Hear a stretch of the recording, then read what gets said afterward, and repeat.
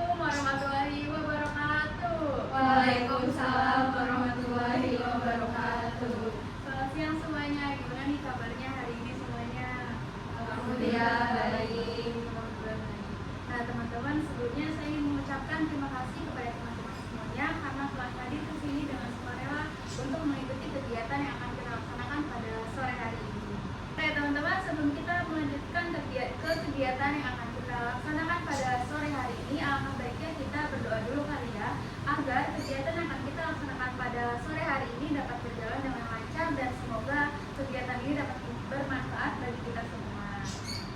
Sebelum kita melaksanakan kegiatan pada sore hari ini, alangkah baiknya kita berdoa terlebih dahulu.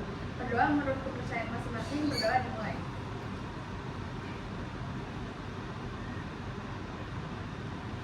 Berdoa selesai. Nah, teman-teman di sini pada tahu nggak sih kita mau melaksanakan kegiatan apa? Belum tahu. Belum tahu. Oke. Jadi hari ini kita akan melaksanakan bimbingan kelompok. Apa sih bimbingan kelompok itu? Bimbingan kelompok adalah salah satu jenis pelayanan dari bimbingan dan konseling, di mana dalam pelaksanaannya itu menggunakan setting kelompok dan juga memanfaatkan dinamika kelompok. Nah, dalam pelaksanaan juga kita akan membahas terkait topik-topik yang sedang hangat diperbincangkan teman-teman. Nah, tujuannya apa sih dari bimbingan kelompok itu? Nah, tujuannya itu tentunya untuk memberikan informasi baru tentunya kepada teman-teman semua yang ada di sini dan juga memberikan wawasan baru kepada teman-teman semua. Atau juga di sini teman-teman bisa untuk melatih public speaking teman-teman juga nih. Mungkin dari teman-teman sebelumnya ada yang masih malu atau masih takut untuk berbicara di depan umum. Nah, di sini teman-teman bebas untuk mengekspresikan apapun. Nah, cara pelaksanaannya itu gimana sih? Cara pelaksanaannya adalah seperti yang sedang kita lakukan pada sore hari ini, yaitu membentuk setengah lingkaran di mana ada saya sebagai pemimpin kelompok dan teman-teman semuanya sebagai anggota kelompok. Nah, lalu teman-teman dalam pelaksanaannya itu ada aturan-aturan yang perlu teman-teman taati atau patuhi. Yang pertama, teman-teman datang ke sini dengan sukarela tanpa adanya paksaan dari siapapun dan dari manapun. Nah, teman-teman di sini ada nggak nih yang dipaksa untuk datang ke sini? Nggak ada. Oke, nggak ada lalu. Nah, lalu yang kedua, teman-teman diharapkan untuk dapat terbuka dalam menyampaikan informasi atau mengungkapkan pendapatnya teman-teman. Lalu yang ketiga, teman-teman diwajibkan untuk saling menjaga kerahasiaan satu sama lain. Jadi nanti nih, kalau misalkan salah satu dari anggota kelompoknya ada yang tidak sengaja menyampaikan informasi pribadinya atau pengalaman pribadinya, mohon untuk dirahasiakan ya teman-teman, jangan diceritakan kepada teman yang lain di luar dari anggota kelompok ini. Bisa dipahami teman-teman? Bisa. Lalu yang terakhir, teman-teman diharapkan untuk dapat mengangkat tangannya terlebih dahulu ketika ingin berbicara atau berpendapat. Lalu teman-teman diharapkan dapat berbicara dengan bahasa yang sopan dan juga santun. Dan teman-teman dilarang untuk memotong pembicaraan satu sama lain. Paham? Nah teman-teman, karena teman-teman semua udah paham nih, gimana kalau sekarang kita kenalan dulu kali ya? Mungkin dari teman-teman di sini masih ada yang belum kenal satu sama lain nih. Gimana, boleh kita kenalan dulu? Boleh. Oke, nanti perkenalannya itu teman-teman cukup menyebutkan nama panjang teman-teman, nama panggilan, dan juga kebiasaan buruk yang teman-teman sering lakukan. Apakah bisa dimengerti? Bisa. Bisa. Oke. Nanti perkenalannya dimulai dari saya, lalu dilanjutkan oleh sisi kanan saya, memutar hingga sisi sebelah kiri saya. Nah, nanti setelah selesai perkenalan, boleh kita say hello ya ke temannya. Contohnya seperti halo JJ, gitu ya teman-teman. Oke. Bisa kita mulai kenalannya? Bisa. Oke, saya mulai teman-teman. Halo teman-teman, perkenalkan nama saya Junita Iwasifa Fernisa, biasa dipanggil JJ. Kebiasaan buruk yang sering saya lakukan adalah saya sering datang terlambat ke kampus. Halo JJ. Halo JJ. Oke, boleh dilanjut? Oke, hai semuanya, perkenalkan nama aku Novira Anggraini, biasa dipanggil Novira. Nah, kalau kebiasaan buruk itu biasanya kalau misalnya ngelakuin sesuatu itu tuh harus menjemur dulu gitu. Halo, perkenalkan nama saya Syifa Khaira Manisan, sering dipanggil Syifa. kebiasaan buruk saya sering datang terlambat ke kantor. Halo, Sandra. Semuanya perkenalkan, nama saya Arif Gafirani Ramai, bisa dipanggil Arif. Kebiasaan buruk saya yaitu mood swing. Halo, Arif. Halo teman-teman, perkenalkan nama aku Devi Zulianti, biasa dipanggil Dia. Kebiasaan buruk aku biasanya sih kadang telat datang ke tempat kerja. Halo, Devia. Halo teman-teman, perkenalkan nama aku Nafi Arasida. Aku biasa dipanggil Nafi. Kebiasaan buruk aku biasanya sering main HP sampai lupa waktu. Halo, Novi. Halo teman-teman, nama aku Indah Nuraini dipanggil Indah. Kebiasaan buruk aku suka menunda-nunda kerjaan karena lama main HP. Halo, Indah.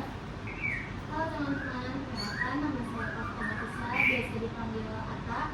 Kebiasaan buruk saya sering ketiduran. Halo, Atta. Halo semuanya, saya Riviana Dia Mila, biasa dipanggil Olive atau Luffy. Kebiasaan buruk saya tidur tepat waktu. Halo, Olive. Nah, teman-teman, di sini sudah saling kenal kan semuanya.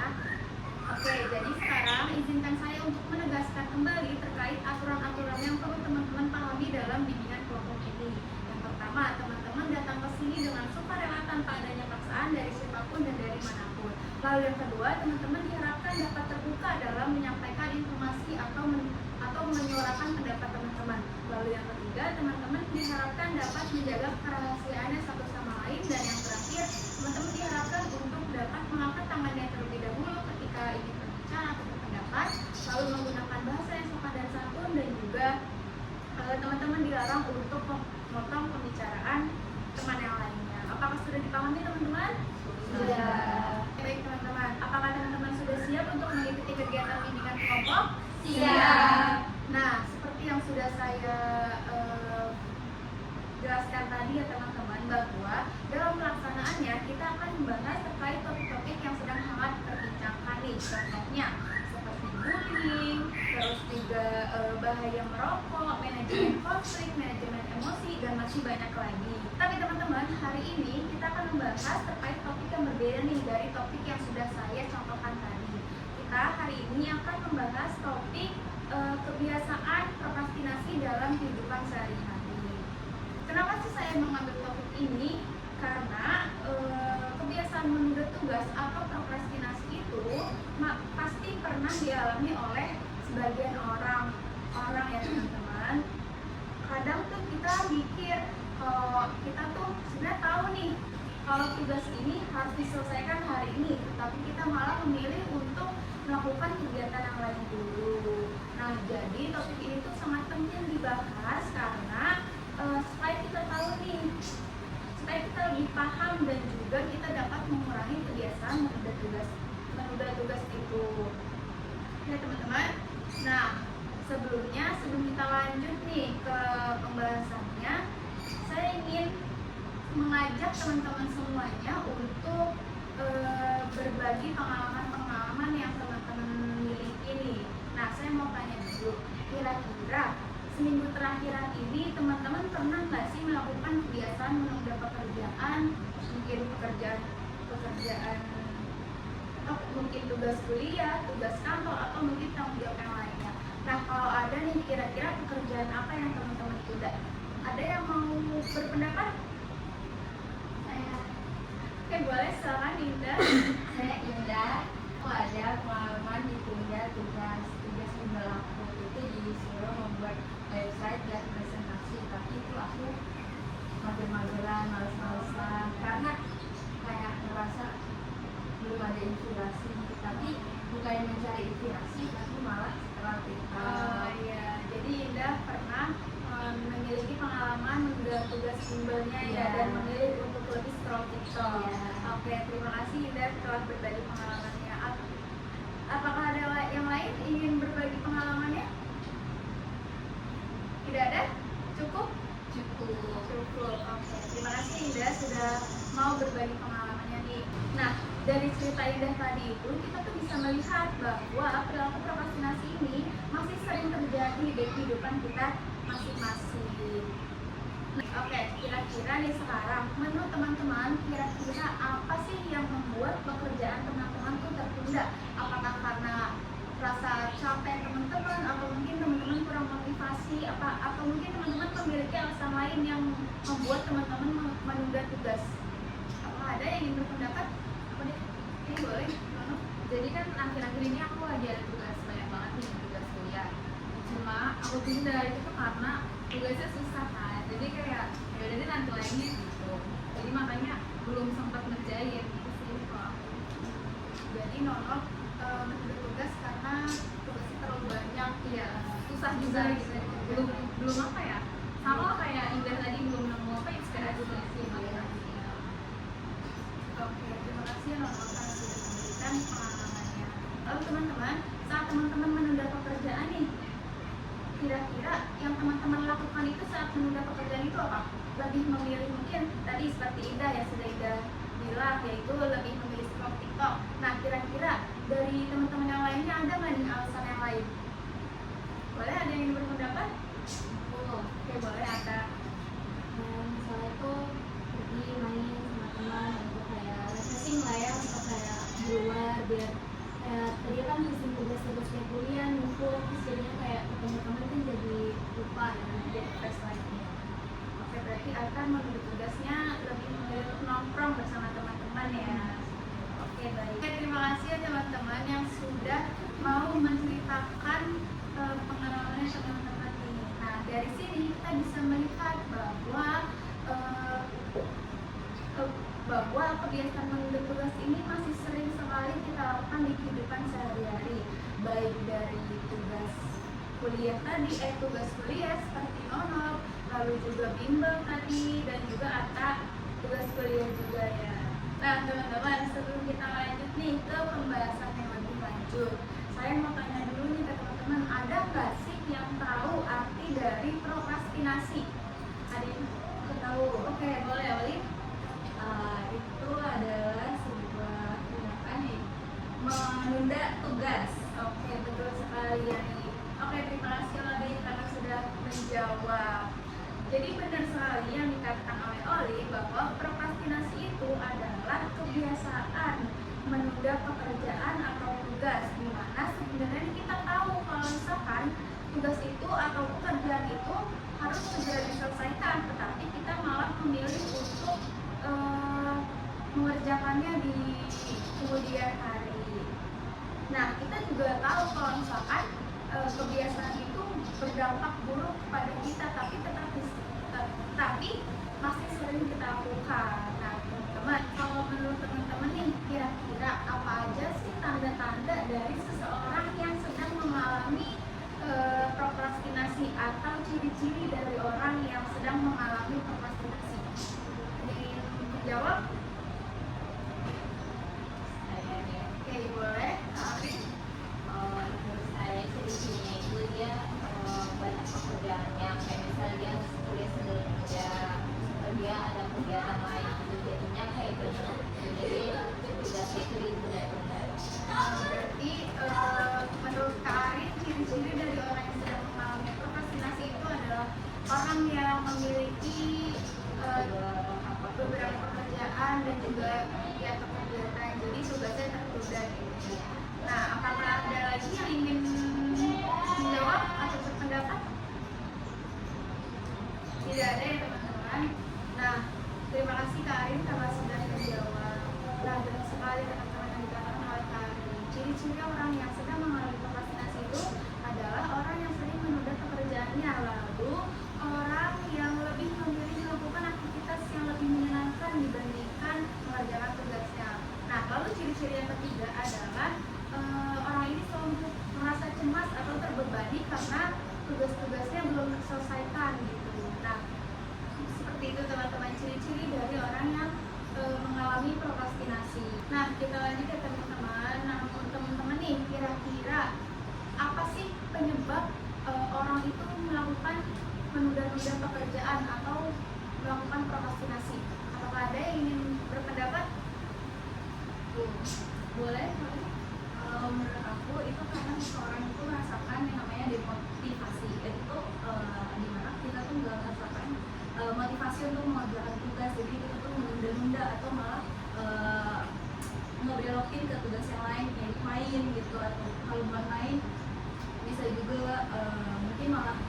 atau yang bukan kewajiban kita gitu, yang mana harusnya tugasnya diselesaikan, kita pokoknya cari supaya nggak dikerjain. Oke, baik. Terima kasih Kak Oli. Jadi menurut Kak Oli, penyebab dari orang melakukan prokrastinasi itu karena dia nggak punya motivasi gitu ya, atau dia lebih memilih untuk mengerjakan pekerjaan yang lain dibandingkan mengerjakan tugas yang seharusnya dia kerjakan. Oke, apakah ada yang lain? Oke, boleh Kak Ida. Kalau aku ngerasainnya tuh merasa takut gagal gitu, kayak nunda-nunda, kalau mau dikerjain berhasil nggak ya, takut gagal lah pokoknya, kecemasan takut gagal. Oke, jadi menurut Kak Ida itu melakukan penyebab dari prokrastinasi itu adalah Kak Ida takut gagal ya. Oke, seperti itu. Terima kasih Kak Ida karena sudah menjawab. Apakah ada lagi yang ingin menjawab? Cukup? Cukup, oke. Jadi teman-teman yang sudah diungkapkan ya oleh teman-teman yang lain itu sangat benar sekali bahwa penyebab prokrastinasi itu terjadi di dalam diri kita dan juga di luar diri kita. Nah, atau yang biasa disebut juga dengan faktor internal dan faktor eksternal. Yang pertama kita akan bahas dulu faktor internalnya nih. Faktor internal itu adalah faktor yang ada di dalam diri kita ya teman-teman. Contohnya tadi seperti kata Kak Oli, kurang motivasi. Lalu kata Kak Indah, sering merasa takut gagal, atau juga rasa malas juga, dan juga kadang sulit mengatur waktu, jadi tugasnya itu terbengkalai. Nah, lalu yang kedua ada faktor eksternalnya nih, atau faktor dari luar diri kita atau dari lingkungan sekitar kita. Contohnya seperti lingkungan yang kurang kondusif, atau lingkungan yang kurang mendukung, atau rumah yang kurang mendukung. Jadi itu membuat kita terhambat dalam melakukan pekerjaan kita. Lalu yang kedua, faktor yang kedua ini itu dari ajakan bermain dari teman atau ajakan nongkrong. Tadi yang sudah seperti kata bilang, kalau misalkan malas mengerjakan tugas karena diajak teman nongkrong. Nah, lalu yang ketiga teman-teman yaitu adalah faktor distraksi sosial media atau distraksi dari handphone. Yang tadi yang sudah Kak Indah bilang, kalau misalkan lebih memilih untuk scroll HP ya daripada mengerjakan tugasnya. Nah, itu adalah faktor-faktor dari faktor-faktor yang menyebabkan kita melakukan prokrastinasi. Teman-teman nih, menurut teman-teman, kalau kita sering menunda-nunda tugas, kira-kira apa sih dampaknya ke diri kita sendiri? Ada yang ingin menjawab? Saya Boleh, Aida. dampak menunda tugas pastinya Kalau dalam kuliahan atau sekolah nilai akan berkurang, Iya. dan akan tertinggalnya teman-teman lain ilmunya. Jadi kita belum mempelajari, teman-teman lain sudah, jadi tidak tertinggal. Oke, Baik, baik. banyak sih Kak. Iya, terima kasih ya Kak Indah masih menjawab. Jadi menurut Kak Indah, dampak dari melakukan prokrastinasi ini adalah tertinggalnya oleh teman-teman yang lain gitu ya. Oke, apakah ada yang lain? Sepertinya nih ada yang belum berbicara ya teman-teman. Kira-kira siapa nih yang belum berbicara? Oke, boleh kasih Pak dampak kegiatan menunda-nunda tugas dari aku sering jadi seperti itu. Jadi agak lama jadi rasa tertinggal gitu ya. Terus mungkin tugas sama kantor. Oke, terima kasih ya Sipa karena sudah menjawab. Jadi dampaknya menurut Kak Sipa adalah tertinggal oleh teman-teman kantor ya. Oke, apakah ada lagi yang ingin berpendapat? Oke, boleh Kak Devia. Menurut aku dampak dari menunda-nunda sebuah pekerjaan itu bisa aja bisa aja diomelin sama atasan karena kita menunda-nunda tugas kantor gitu kan. Oke, terima kasih ya Kak Devia karena sudah menjawab. Jadi menurut Kak Devia, dampak dari menunda-nunda pekerjaan ini adalah diomelin oleh atasan atau diomelin oleh bos kantor ya. Oke. Apakah ada yang menjawab lagi? Cukup? Oke, boleh Kak Oli. Menurut aku tugasnya jadi numpuk, karena kan tugas yang seharusnya diselesaikan pada hari ini kita undur-undur gitu, jadinya makin banyak dan tidak terselesaikan semuanya. Yang ada malah jadi tambah banyak, numpuk dan gak ada yang selesai. Terima kasih Kak Oli. Jadi menurut Kak Oli, kalau kita sering melakukan menunda tugas, pekerjaannya akan semakin menumpuk gitu ya sebenarnya. Oke, terima kasih ya teman-teman karena sudah menjawab. Apakah ada yang menjawab lagi? Cukup? Cukup. Nah, oke teman-teman, terima kasih karena sudah menjawab pertanyaan-pertanyaan yang saya berikan.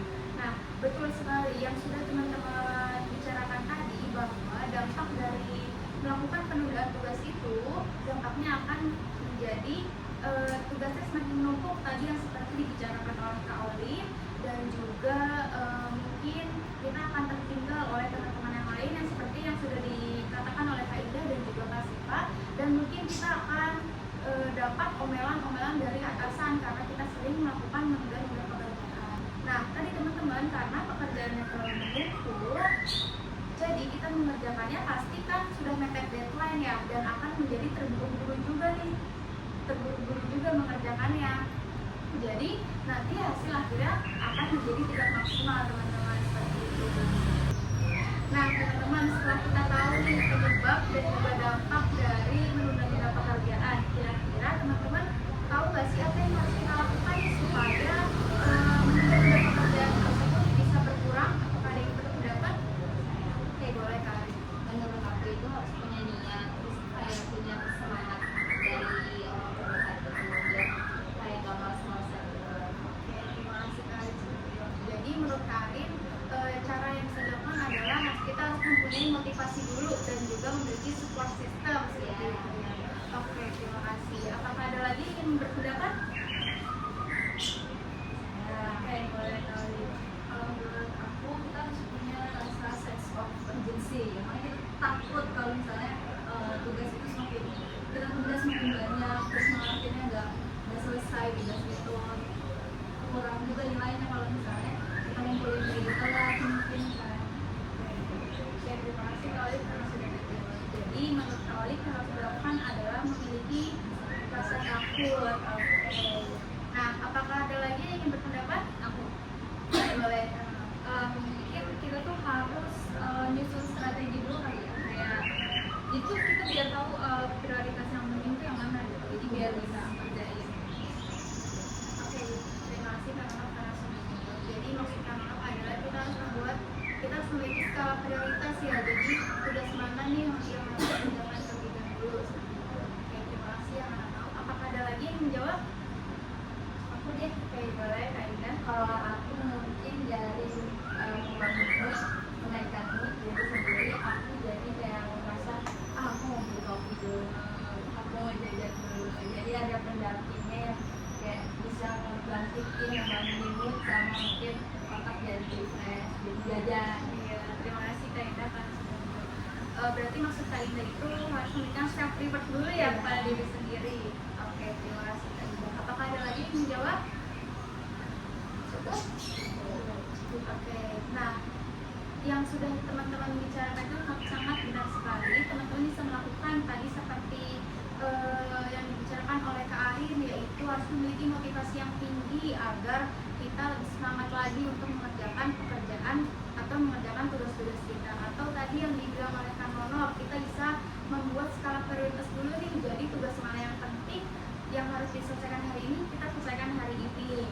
Atau yang dibilang juga oleh Kak Oli, yaitu kita harus memiliki rasa takut agar tugas kita tidak selalu menumpuk. Dan juga tadi kata Kak Ida, yaitu kita bisa memberikan self reward dulu kepada diri kita agar diri kita lebih semangat lagi mengerjakan pekerjaannya, seperti itu ya teman-teman.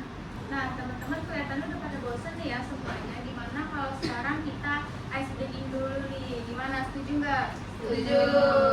Oke, jadi nama ice breakingnya adalah estafet fokus triaksi. Cara permainannya ini cukup mudah teman-teman. Nanti kita akan melakukan 3 aksi secara bergantian. Nah, nanti orang pertama menyebutkan angka 1, lalu orang kedua menarik nafas dan menghembuskan nafas, dan orang ketiga bertepuk tangan, orang keempat kembali menyebutkan angka, atau orang keempat menyebutkan angka 2, orang kelima menarik nafas dan menghembuskannya kembali, lalu yang keenam bertepuk tangan lagi, begitupun juga seterusnya.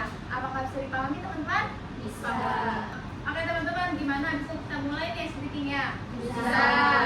Oke, nanti akan akan dimulai dari Nafi ya teman-teman. Setelah saya berhitung sampai 2, 3 bisa kita mulai ya teman-teman? Bisa. Oke, kita mulai. 1, 2, 3. 1, 2, 3, 4, 5, 6, 7, 8, 9. 10.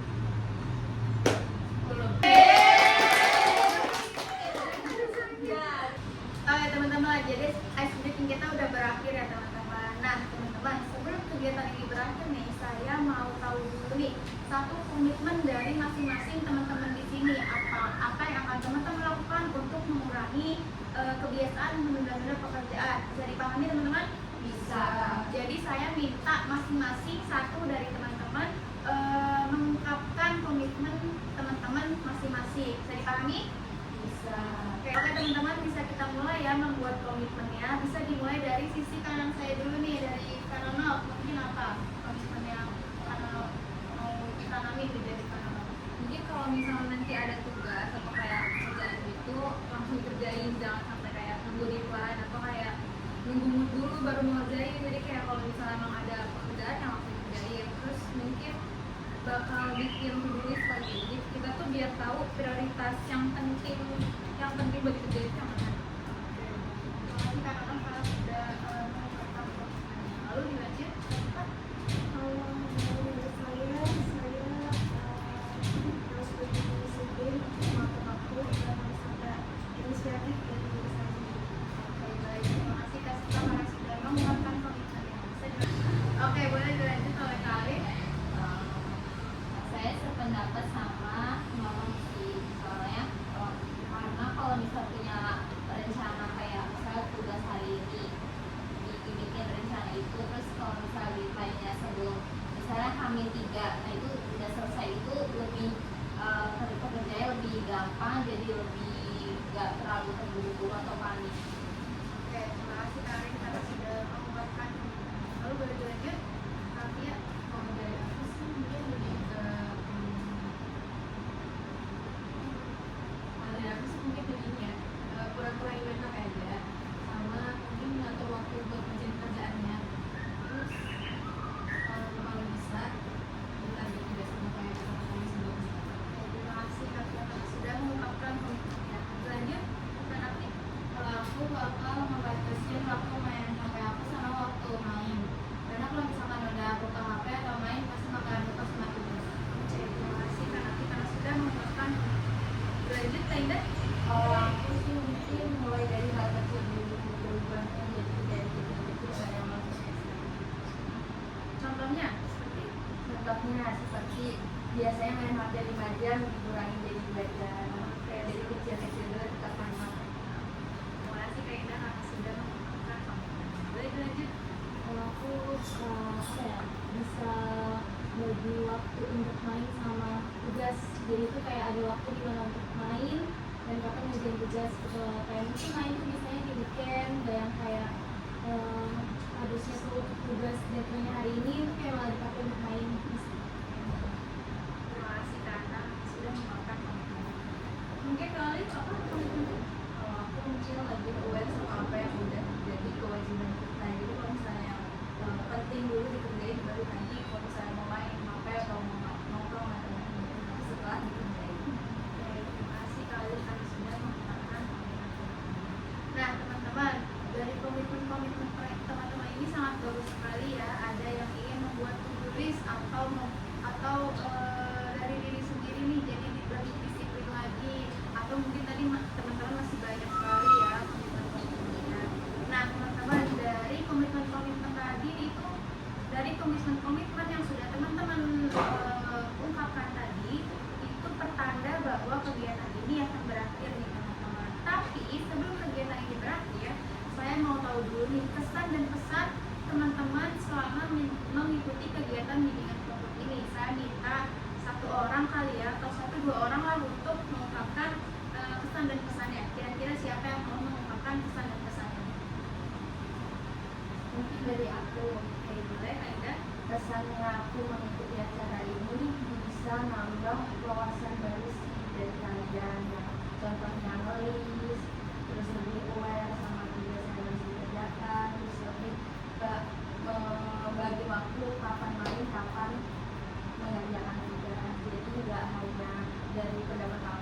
dari aku, tapi bisa dapat dari kalian pikirannya yang lebih bagus juga untuk diterapkan ke aku.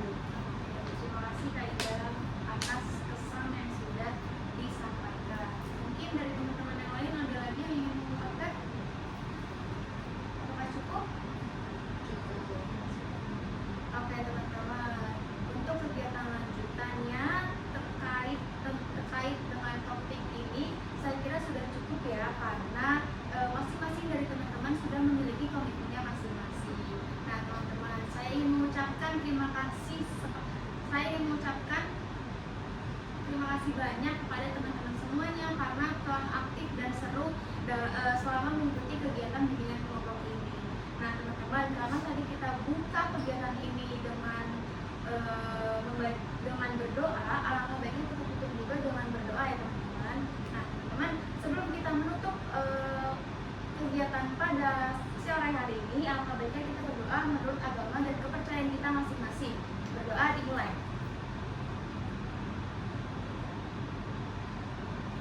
Berdoa selesai. Baik teman-teman, dengan demikian kegiatan bimbingan kelompok kita pada sore hari ini telah berakhir. Saya memohon maaf kepada teman-teman jika ada salah kata saya dalam mengucap ataupun berkata. Saya akhiri di sini. Wassalamualaikum warahmatullahi wabarakatuh. Waalaikumsalam warahmatullahi wabarakatuh.